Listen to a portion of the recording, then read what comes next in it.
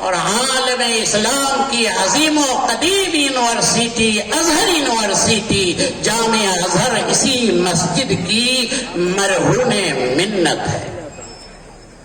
اس لیے ہمیں دیکھنا چاہیے کہ ہم ضرورت ہے کہ ہم ماضی کی اپنی عظمت شان کو لوٹائیں. لوٹ ماضی کی طرف اے گردش ایام. تو آج ضرورت ہے کہ ہم ان مساجد کو ان کا کھویا ہوا مقام عطا کریں. جب مسلمان زوال کے شکار ہو گئے تو ان کی مسجدیں بھی زوال پذیر ہو گئی.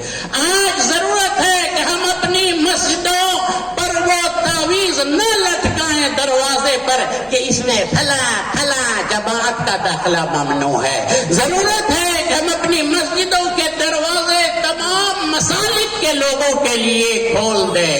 آج ضرورت ہے کہ ہم اپنی مسجدوں کے دروازے اپنی عورتوں کے لیے خواتین کے لیے بند نہ کریں. یہ فتنہ کی جگہ نہیں ہے. ہماری خواتین سیاست میں حصہ لیتی ہے, ہاتھ جوڑ کر کے ووٹ مانگتی ہے. کوئی فتنہ نہیں.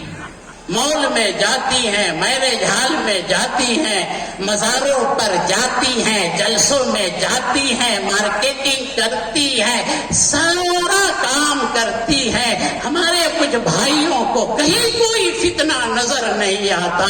اگر نظر آتا ہے تو انہیں صرف مسجد میں فتنہ نظر آتا.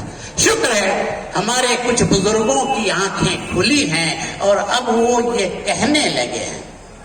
انہیں احساس ہوا ہے کہ یہ عورتیں جو ٹی وی کے پاس بیٹھ کر سیریل دیکھنے میں رمضان کی راتیں نشٹ کر دیتی ہیں, کیوں نہیں مسجد کی ایمانی فضا میں اور مسجد کی روحانی فضا میں لایا جائے. اس لیے وہ یہ کہہ رہے ہیں کہ اب آپ مسجد بنائیں تو ان میں عورتوں کے نماز کا بھی اہتمام اور انتظام کیجیے.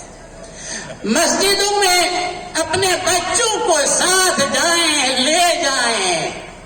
نبی فرما رہے ہیں مروا اولادکم بالصبر وهم ابناء 7 سنین واضربوهم علیها وهم ابناء 10.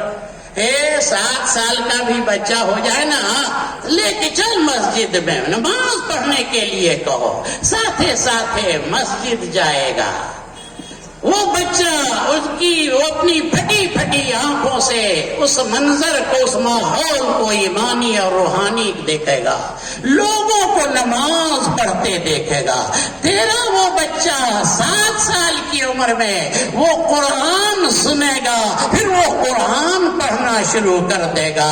ایمان اتنا پختہ ہوگا, اذان ہوتے ہی تمہیں یاد دلائے گا دادا اذان ہو رہی ہے, مسجد چلیے.